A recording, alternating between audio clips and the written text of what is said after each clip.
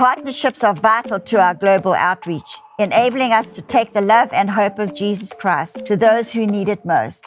Our Boots on the Ground Partnership Program physically ministers to those in desperate situations all over the world. The Israel Partnership furthers Kim's legacy of outreach to Israel and Jewish people worldwide. We invite you to become a partner today. Join us today and be part of a community that inspires hope, brings restoration to life, and often healing from the past. Together, we can make a difference, and we thank you for your ongoing support.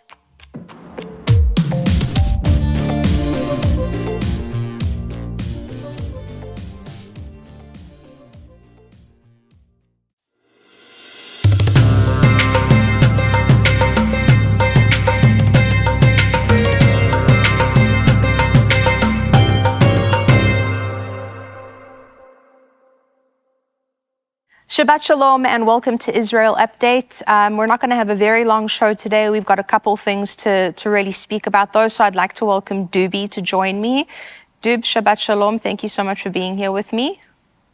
Hi, Shabbat Shalom, Christie. Shabbat Shalom, everybody. So for those of you that have been watching, so much stuff is in the news right now aimed at Benjamin Netanyahu. And what we're talking about today, we're going to talk about two things. But firstly, about Bibi's dilemma. 6 more hostages were executed a number of days before, the Israeli army was able to go in. I'd like to point out into Rafah, where the American government tried to pressure the Israeli army not to go into. That is part of where some of these hostages were found. But the tragedy, the whole nation, Jews around the world, I had some friends text me. My one friend texted me, she's a Jewish friend I have out here, and she said, Christy, I'm devastated. Hirsch is dead. And just the pain that everybody is feeling. Doobs, you know this, the whole nation is in mourning. There's people, Jews around the world, and those of us that care about the Jews, it's this pain that we feel. But Bibi is in between a rock and a hard place. There is a genuine dilemma here for him, and you'll hear the left shouting about a ceasefire. And the fact is, the fact that even as this was announced about these hostages, people took to the streets in New York to praise Hamas. It's disgusting, it's revolting, it's horrendous. But let's talk for a moment, Doobs, about this dilemma that Bibi's facing. For everybody, for you to be able to break it down for people in terms that everybody can understand. Why is this not simple? Well, actually, that the situation that Bibi is facing right now, it's really impossible, because you have to realize and understand that all this pressure that is put upon Bibi is supposed to be put upon the Hamas. This entire war would have been finished already if they have released their hostages. Israel has been accused for all these years as a nation that is committing a genocide, and yet we have thousands of Hamas prisoners, if you can call them terrorists, in the Israeli prisons. So if we were committing a genocide, we wouldn't have thousands of them in our prison. We're feeding them, we're giving them shelter, they got visits from their families, as opposed to what happens to our hostages, where we were close even to try and release them. The Hamas gave an order to their guards to just slaughter them and kill them right there on the spot. They were literally executed in the prison of Hamas. And this is the situation that we're facing. This is the enemy that we're facing. This is a ruthless enemy that couldn't care less about the lives of their own people and couldn't care less about definitely the lives of our own people.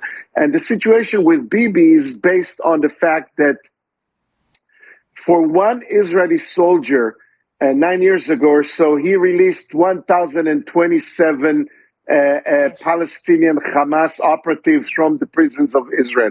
For one soldier, for Gilad Shalit. This is the skeleton of the Hamas leadership today.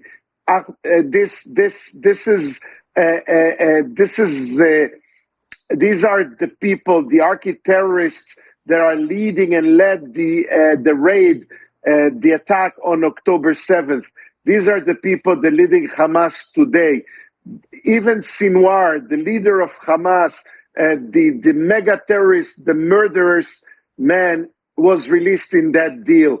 And Bibi Netanyahu understand that literally by releasing those people back into the streets of Gaza, back into the streets of the West Bank, created the situation that we're facing right now.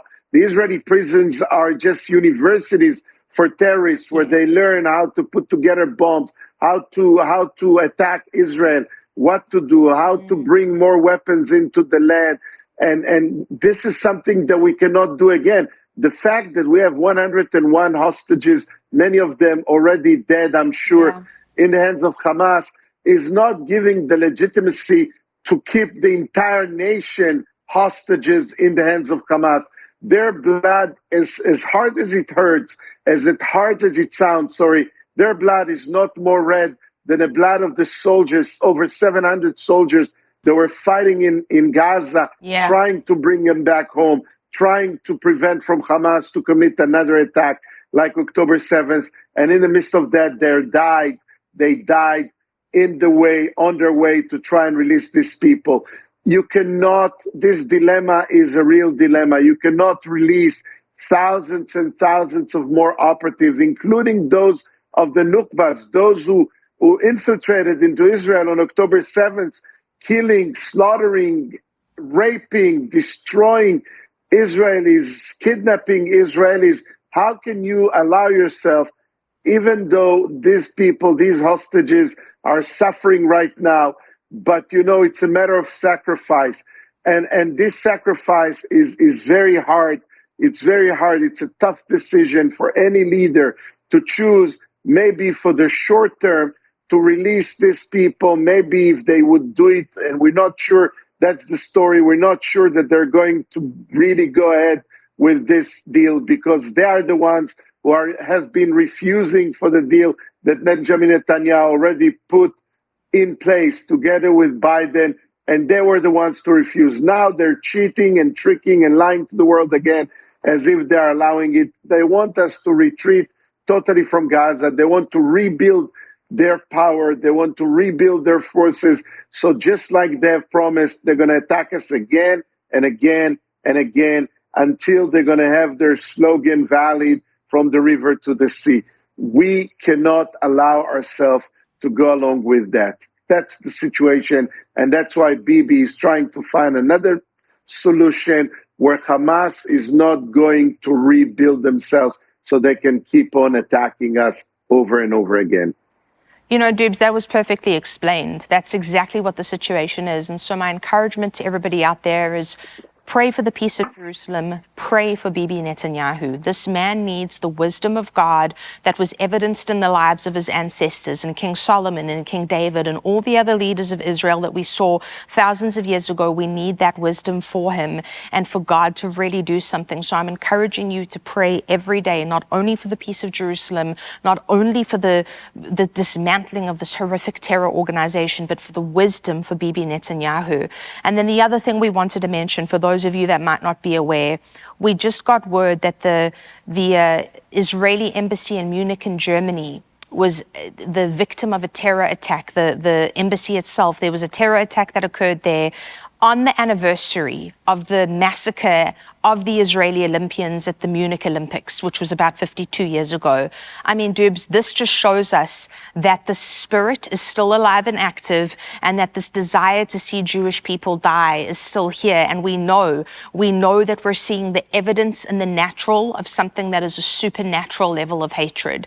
What happened to those Olympians in Munich all those years ago was absolutely horrific. And while there are still hostages in Gaza, there's an attack on the embassy on a day that should commemorate the memory of the Olympians whose lives were lost. Now there's a terror attack on the Israeli embassy in the same city where those athletes were so mercilessly killed. I mean, what does this say to you? What is the feeling of that amongst the people in Israel? Christie, we've been talking many, many times about the fact that the adversary, the enemy, has different ways and different shapes, but it's always the same Amalekite, the same people, the same enemy, the same Satan that comes against Israel, the same Haman, the same Hitler. The fact that this 18-year-old Islamist from Austria, who's was literally coming to shoot at the Israeli consulate in Munich at the day of commemoration, at the day of remembrance for the 11 Israeli athletes. And we should also remind the people, one poor German police officer that was also killed by these terrorists 52 years ago in 1972. At the same date, an Islamist, which is a new shape, using a Nazi rifle with a spear, using a Nazi rifle manufactured in Nazi Germany to shoot at the Israeli consulate and try to take lives of Jewish and Israeli people right there on the spot. Thank God that he was revealed and was put down by the German police that was right there in this place. But the entire event was literally called off, as sad as it is, even though he wasn't successful in killing Israeli, but he was successful in killing the commemoration day, the day of remembrance, where we would mourn and remember these people, these innocent athletes that were so brutally slaughtered and murdered just because they wanted to go and play sports in Germany in 1972. For us Israelis, he's telling you that that evil spirit is still alive, still kicking, putting on and changing shapes, dresses sometimes like an Islamist, sometimes like a Nazi, sometimes like an Iranian. But this spirit of evil, this nature of principalities and powers that comes against Israel, they are still alive. And as you said, we should really pray for the Lord God of Israel to prevail and to reveal the plots of the enemies and take them down even before they succeed to shoot or do anything else. Thank you, Doobs. Thank you for that insight. And, you know, if everybody out there, as you go out this week, pray the peace of Jerusalem, pray for the protection of Israelis all around the world, pray for wisdom for Bibi Netanyahu.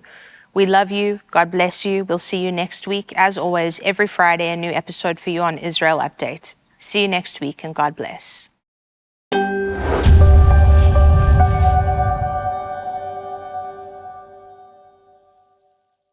For those of you that are planning to, let me encourage you to go and watch Real Life, Real Faith this week. Even if you weren't planning, go and do it now. You can go to real-faith.tv. This is our talk show where we talk about real life, real faith, real issues in real time. And we have got an incredible guest from South Africa with us for the next couple of weeks, Dr. Vicky Tim, who has got her PhD in clinical psychology. She's a phenomenal human being, incredible wisdom and insight. And we're going to be speaking this week together with her. Pastor Far and I are talking to her about the marriage, really, of biblical principles and clinical psychology and how that can help us as Christians. You don't want to miss it. Go to real-faith.tv now.